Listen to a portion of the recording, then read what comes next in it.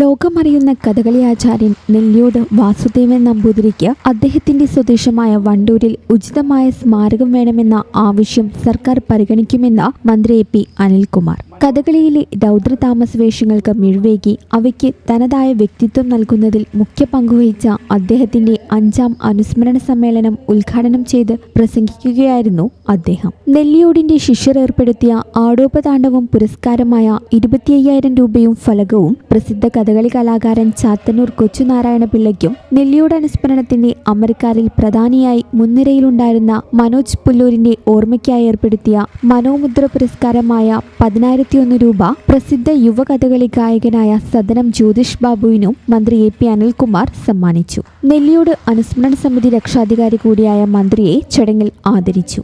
സാരംഗ് പുല്ലൂരിന്റെ പ്രാർത്ഥനയോടെ ആരംഭിച്ച ചടങ്ങിൽ മായാ നെല്ലിയോട് ദീപം തെളിയിച്ചു. കെ. രവികുമാർ ചടങ്ങിൽ അധ്യക്ഷത വഹിച്ചു. പ്രസിദ്ധ കലാനിരൂപകൻ പി.എ. നാരായണൻ നെല്ലിയോട് അനുസ്മരണ പ്രഭാഷണം നടത്തി. പീശപ്പിള്ളി രാജീവ്, ജില്ലാ പഞ്ചായത്ത് അംഗം കെ.ടി. അജ്മൽ, പഞ്ചായത്ത് അംഗം പി. സുനീതി, കെ.ടി. പ്രദീപ്, കിരൺ മേലേടം എന്നിവർ സംസാരിച്ചു. ശേഷം നളചരിതത്തെ ആസ്പദമാക്കി പീശപ്പിള്ളി രാജീവ് നയിച്ച കഥകളി സോദാഹരണ ക്ലാസും നടന്നു. നിറഞ്ഞ സദസ്സിൽ പ്രസിദ്ധ കലാകാരന്മാരായ സദനം കൃഷ്ണൻകുട്ടി, കലാമണ്ഡലം ബാലസുബ്രഹ്മണ്യൻ തുടങ്ങിയവർ പങ്കെടുത്ത കല്യാണ സൗഗന്ധികം കഥകളിയും നടന്നു. ജീവിച്ച ഒരു വലിയ കലയെ കൂടുതൽ ശക്തിപ്പെടുത്തുക എന്നുള്ളതാണ് അദ്ദേഹത്തെ സ്മരിക്കുമ്പോൾ നമ്മൾ ചെയ്യേണ്ട ഏറ്റവും പ്രധാനപ്പെട്ട കർമ്മം എന്നെനിക്ക് തോന്നുന്നു.